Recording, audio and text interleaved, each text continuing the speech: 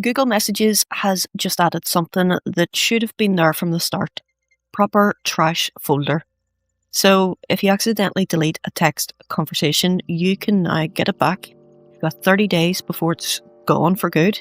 Let me show you how it works. Here's how it works. When you delete a conversation now, it doesn't disappear immediately. It goes into trash instead. Each conversation in there shows a countdown, telling you exactly how many days you have left before it's permanently deleted. After 30 days, it's gone, but that gives you plenty of time to realise you made a mistake. There are two ways to send a chat to trash.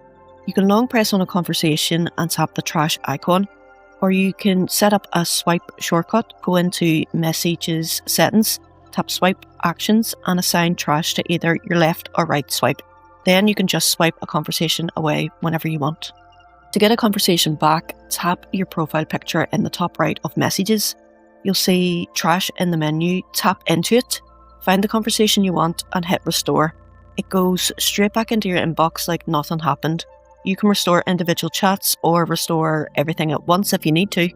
There's one thing worth knowing: if someone sends you a message and that conversation is currently in your trash, the new message might show up as a brand new conversation in your inbox.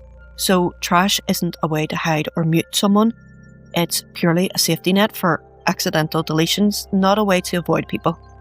Have you got the trash folder yet? Let me know in the comments. And if this saved you from losing an important conversation, hit the like button.